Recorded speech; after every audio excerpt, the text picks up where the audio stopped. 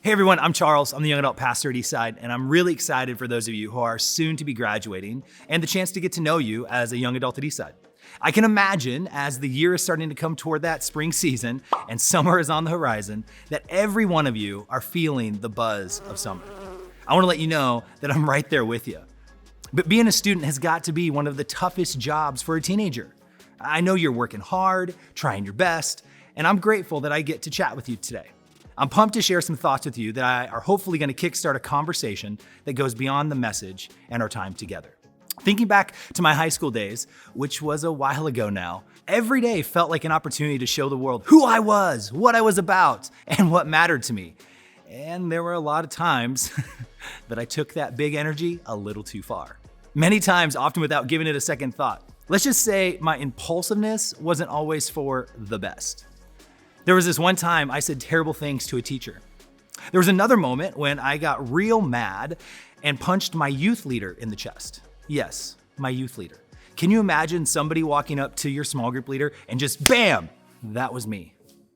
One of the most embarrassing moments though was the time when I was announcing for a volleyball game when I was in high school, and I accidentally cursed on the mic with teachers, parents, and the local youth leader who I punched in the chest. Whether it was saying something harsh to a teacher, or the time my emotions got the best of me, I ended up punching my youth leader, or even the moment I let a curse word slip while announcing a volleyball game.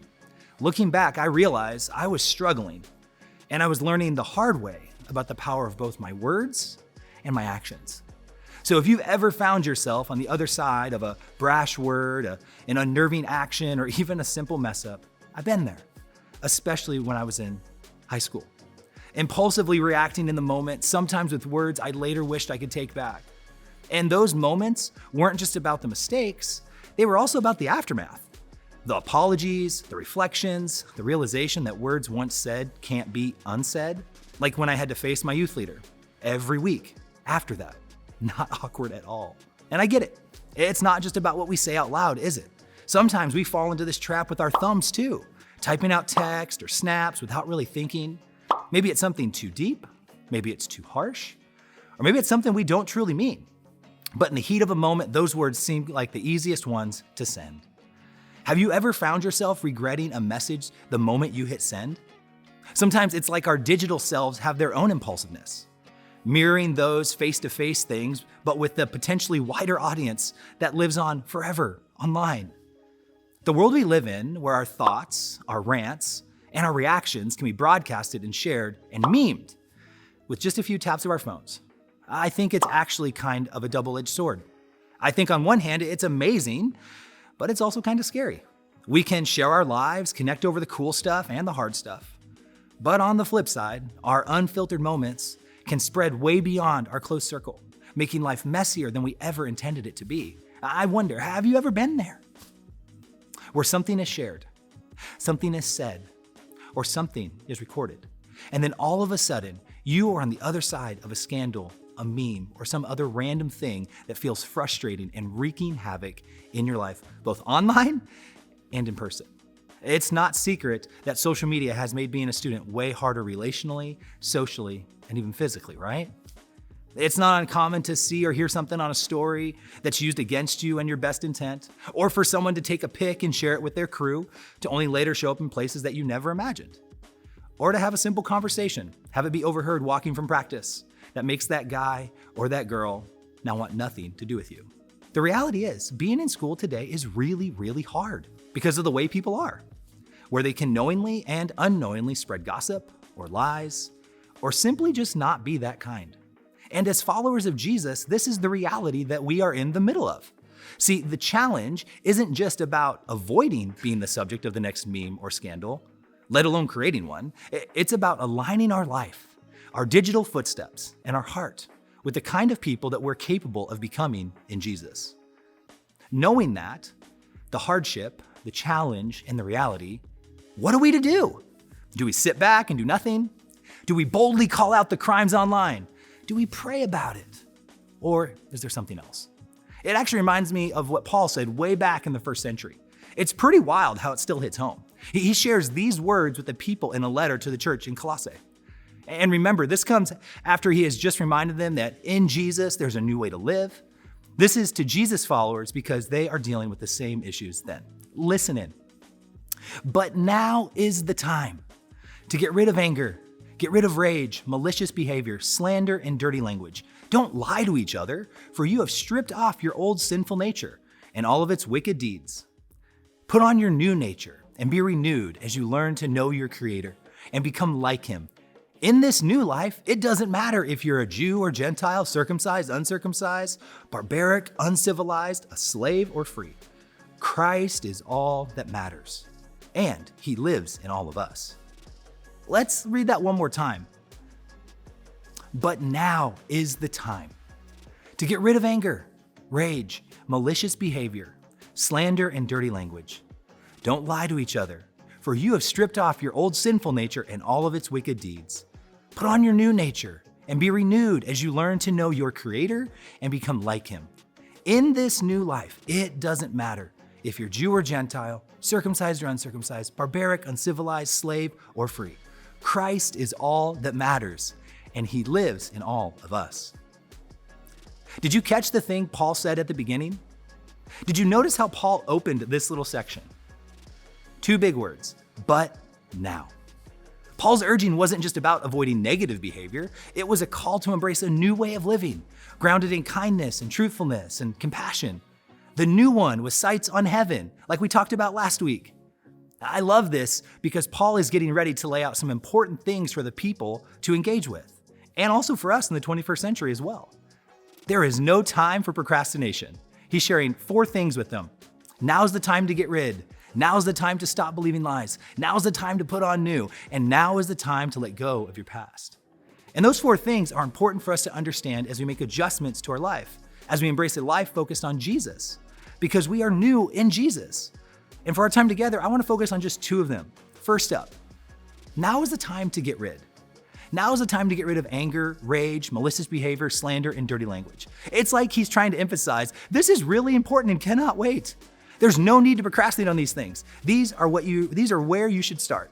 It's amazing what can happen when you get rid of things, right? Like, remember the last time you had to do some spring cleaning and your mom, dad, or grandma had you take all the stuff under your bed, don't lie, I know it's there, and put it away, vacuum the floor, dust the shelves, and put all the books back, and then take the trash out? Isn't there something about getting rid of and cleaning up the space we're in? Paul's saying the same thing in our life with our anger and the other negative things.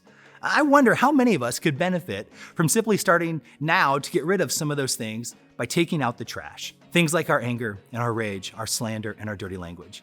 And malicious behavior, which, by the way, does anyone know what that is? Take 5 seconds. Ask the person next to you if they know what that is.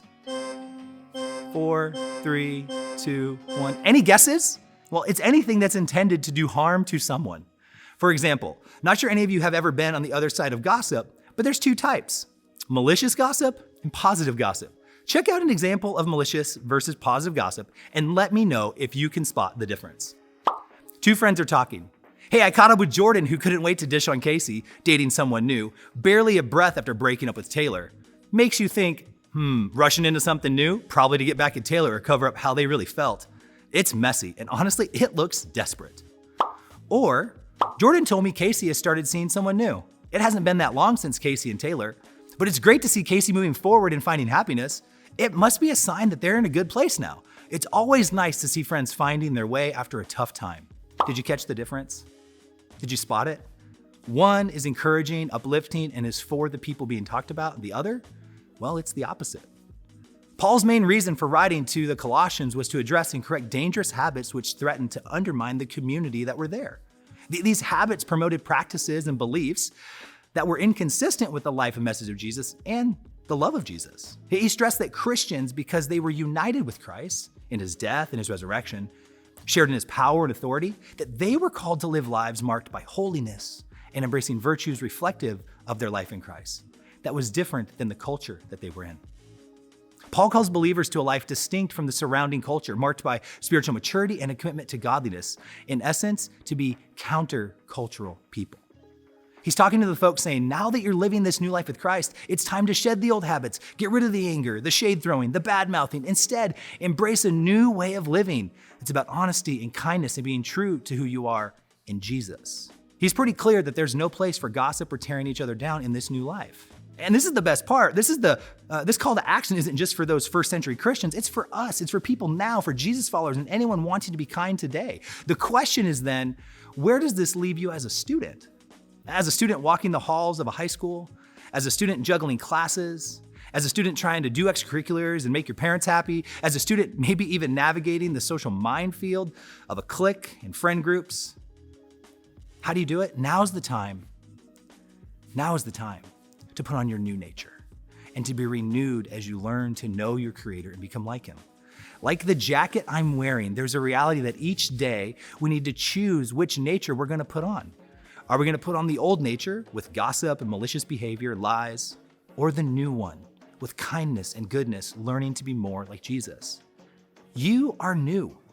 And that is the life with Jesus has no place for the other things. That a person in pursuit of Jesus, in relationship with Jesus, walking with Jesus, has a new nature that they need to put on. To be honest, sometimes I put mine on just like this. Sometimes it's barely hanging on. Sometimes it's on fully. But as you get ready for school this week, what kind of nature are you going to put on? Is it one filled with anger, rage, malice, gossip, and lies? Or is it one filled with goodness, kindness, graciousness, and joy? Will you choose words that uplift?